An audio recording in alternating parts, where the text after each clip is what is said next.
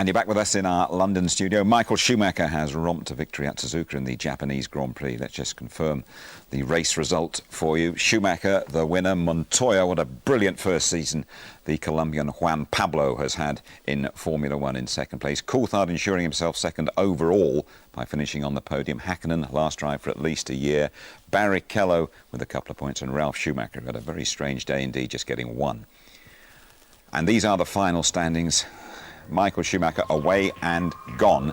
Just interrupt that for a moment. We're going to hear from the drivers. Michael, many congratulations. It was a fight. In the end, it was no dominance we had.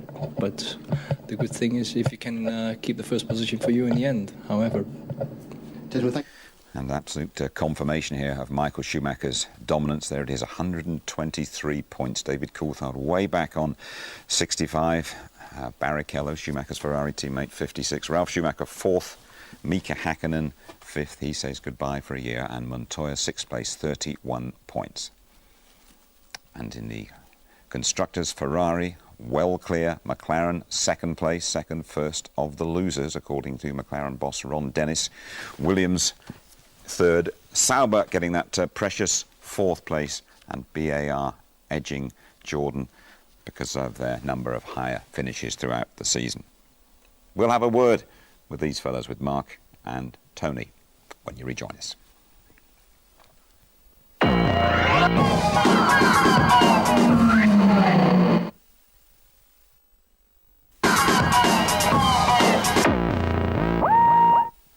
We're reviewing the Japanese Grand Prix, a crash, Mark Blundell, that Martin Brundle, your pal, described as a great escape for Formula One.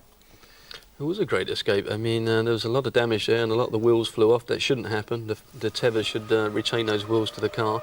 But Raikkonen losing it there on a Dunlop curve, just the rear end of the car stepping out of line, it just bottomed out.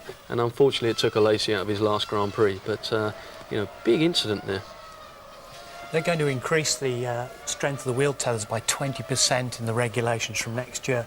But Kimi Raikkonen, we saw afterwards as well. He was walking away, he was winded, he was taken to the medical centre. He's had some big crashes this year, including a massive one in testing. There they are just saying to each other afterwards, you know, everything okay, shaking hands and lazy bowing out. But he had a big crash in testing. Manny Corny was hospitalised. Remember his steering wheel came off in San Marino and he got winded there as well. It goes with the territory, doesn't it? Absolutely. Dangerous job. First time Jean Alesi has failed to finish a race all season. Bye-bye to Jean, of course. And what was Ralf Schumacher had a very strange sort of afternoon, didn't he? Had a big tangle in the pits, didn't he, Tony, with Rubens Barrichello? Well, this is where I think that Ralf actually kind of loses it when his emotions get the better of him. He'd already been called in for a 10-second penalty after running over the chicane there, and a slow starting Barrichello after his pit stop, he'd come in ahead of him, and he dives out past him and nearly incurred another penalty. Now this is what Mark and I were talking about.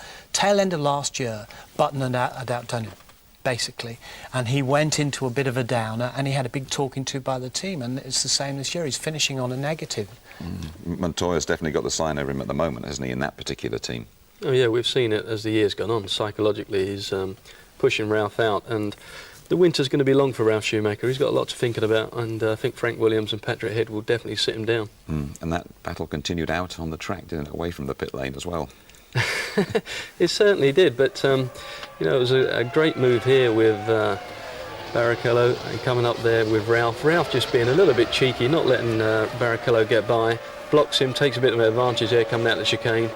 But what comes up next is tremendous. Barrichello lines him up, takes him all the way down the inside, Ralf Schumacher now, just to give him a little bit of a dummy.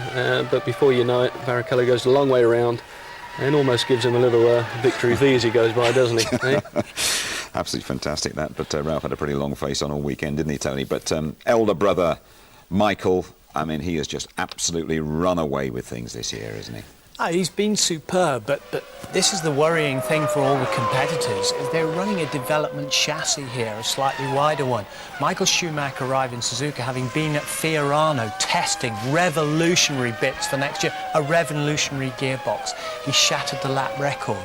He was testing some new FIA safety radar equipment, but they are so far advanced on the other teams with their 2002 Ferrari. It's frightening, and that's why Martin was quite right to talk about about, and all the hard work the other teams have got to do to catch up over the winter. Sure, I have to say some of the coverage from over in Japan wasn't that clever. We didn't see too much of Jenson Button, but in Benetton's last race, Jenson finished 7th. Here he is with Louise. Jenson, not your best result of the season, but a good end nonetheless. Yes, it wasn't bad, Louise, was it? No, it was good. I mean, it's a very hard race around here, but we got what we wanted. We're in front of Jaguar in the championship now, so that's the main thing. It would have been nice to get some points, but I mean, having those 3 teams in front of us, this pretty much shows where we stand. So, with a bit of hard work over the winter, hopefully we'll be racing against them. Sum up the year for me, because it was pretty character building to start off with, wasn't it? Yeah, very character building next year. It was actually very hard work, but it was the same for Giancarlo. It's just he got around the problem a little bit better than I did. But it's coming together now, and I think I've settled into the team, and I'm looking forward to next year. So tell me what lies ahead, because the team becomes Renault next year. What lies ahead? Christmas and New Year's, and then next year, obviously. But over the winter, we're doing lots of fitness training, and I actually think Renault are doing a very good job. We're going to work very hard over the winter to get us some of the top 3 teams, and I think we can do it next year. Have you actually started thinking about next year, or are you just focused on Christmas and holidays and suntans? And No, I'm actually more focused on the fitness. I've got a lot of fitness over the next few months, especially in November, December. So I'm looking forward to it, and mentally and physically I'll be stronger as well. So, it's all looking positive for the future. It's good. cheers, enjoy your winter. Thank you.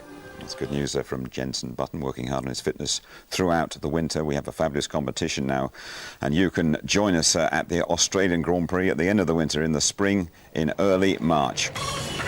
You won't just get to see the race either. It's a sort of a 40-night extravaganza. We're going to take in the Australian Gold Coast, a wonderful part of the world, and Sydney. Great city, and there's a couple of days in Hong Kong on the way back thrown in as well. And we have a very simple question for you as well. In which city is the Australian Grand Prix held? Is it A, Canberra, B, Auckland, or C, Melbourne? A, Canberra, B, Auckland, or C, Melbourne? And here is the number to dial. 09069 51 50 50. 09069 51 50 50.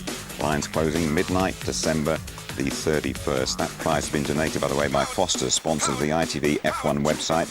Log on for more details. And by the way, you can have a chat to Murray Walker on the web after the rerun of the Japanese Grand Prix around about 4:30 this afternoon. And coming soon on ITV1 early next month, watch out for it, the unmistakable Murray Walker. Outstanding documentary, lots of good stuff in there. Race rerun for you at 2 o'clock this lunchtime. The highlights just after midnight, and that programme repeated on ITV2. Final word, briefly, from you two, Mark Blundell, starting the season very quickly. Michael Schumacher and Ferrari, I mean, that was it, wasn't it? They were a fantastic combination. Tony? Yeah, fabulous from Ferrari, but I think when I were looking at it, it's out with the old guard and in with the new. A lot of new blood coming in for 2002. And will Montoya be the man to push him next season? As far as I'm concerned, yeah, Marky's man, he's done the business. Full Monty definitely is the man. Good. Thanks very much to both of you. Well, on behalf of the whole ITV F1 team, many thanks for your company throughout the season. Season that started back in Australia with a win for Michael Schumacher and ended with the same in Japan. Say no more. Bye-bye.